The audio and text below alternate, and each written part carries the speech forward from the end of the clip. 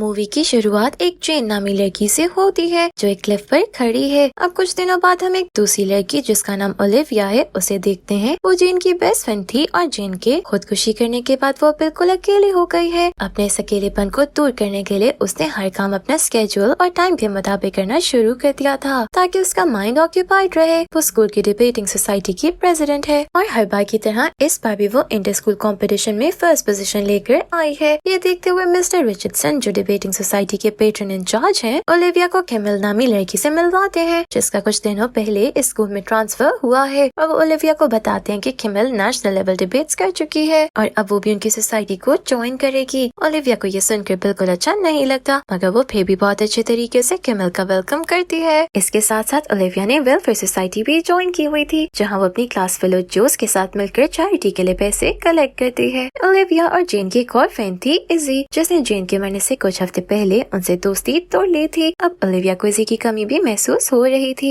मगर अभी भी इजी उसे इग्नोर कर रही थी। ओलिविया अब अकेले इस लॉस से फाइट करने की भरपूर कोशिश कर रही थी और स्कूल में लोगों को भी ओलिविया का बदला हुआ रवैया फील होने लग गया था और सबका कहना था कि ओलिविया में अब वो स्पार्क नहीं रहा। ओलिविया को हमेशा से स्टैनफोर्ड यूनिवर्सिटी जाने का शौक था मगर जेन की डेथ के बाद से वो स्टैनफोर्ड यूनिवर्सिटी से ऑब्सेस्ड हो गई थी। वो हर हालत में स्टैनफोर्ड जाना चाहती थी और वो इस बात का जिक्र अपने स्कूल की काउंसलर मिसेस बिलिंग्स से भी करती है कि स्टैनफोर्ड हर साल सिर्फ 2 स्टूडेंट्स ही क्यों सिलेक्ट करता है, जिस पर मिस बिलिंग्स ओलिविया को कहती है कि वो बस अपना टेस्ट दे, अगर होना हुआ एडमिशन तो हो जाएगा, उससे टेंशन लेने की जरूरत नहीं है। मगर ओलिविया नहीं सुनती। वो एप्लीकेशन भेजने के बाद सारा टाइम उसे रिफ्रेश कर करके देख रही होती है मगर अभी तक कोई रिस्पॉन्स नहीं आया होता। वो सोने की कोशिश करती है मगर नींद उसकी आंखों में दूर दूर तक नहीं थी। ओलिविया पे किमिल को स्टॉक करने लग जाती है और इसके इतने ज्यादा फॉलोअर्स देखकर ओलिविया को फिर से जेलसी होती है। अगले दिन लेक्चर खत्म होने के बाद फौरन ओलिविया स्टैनफोर्ड यूनिवर्सिटी की वेबसाइट चेक करती है जहाँ उसकी एप्लीकेशन को पोस्टपोन कर दिया गया था। ये पढ़कर ओलिविया को बहुत रोना आता है और वो जब वॉशरूम की तरफ जाने लगती है तो उसे उधर जेन खड़ी नजर आती है मगर उसे अपनी कल्पना समझते हुए ओलिविया वॉशरूम भाग कर जाती है और वॉमिट करती है। जब वो वॉशरूम स्टॉल से बाहर आती है तो उधर किमिल भी खड़ी होती है मगर किमिल ओलिविया को कुछ नहीं कहती। इसके बाद ओलिविया दोबारा मिस बिलिंग्स के पास जाती है जो ओलिविया को समझाती है कि लाइफ इधर ही खत्म नहीं हो जाती और अगर ओलिविया को ज्यादा इशू है तो वो पर्सनल अपील कर सकती है यूनिवर्सिटी से क्योंकि उसकी एप्लीकेशन को रिजेक्ट नहीं किया गया बल्कि पोस्टपोन किया गया है। ये सुनकर ओलिविया खुश हो जाती है और मिस बिलिंग्स की बात मुकम्मल होने से पहले ही उठकर बाहर चली जाती है। ओलिविया आने वाले डिबेटिंग कंपटीशन की प्रैक्टिस के लिए मिस्टर रिचर्डसन के ऑफिस जाती है जहाँ मिस्टर रिचर्डसन ने किमिल को भी बुलाया हुआ था। वो उन दोनों को प्रैक्टिस के लिए पेयर अप कर देते हैं क्योंकि उनका मानना था कि किमिल के पास एक्सपीरियंस ज्यादा है और वो ओलिविया को बेहतर करने में हेल्प कर सकती है, जो बात ओलिविया को बिल्कुल पसंद नहीं आती। किमिल ओलिविया की गलतियां उसे बताती है मगर ओलिविया को सुनकर गुस्सा चढ़ने लग जाता है। हालांकि वो जानती थी कि किमिल सच कह रही है मगर वो किमिल कह रही थी इसलिए उसे गुस्सा आ गया और वो इससे पहले किमिल को कुछ कह पाती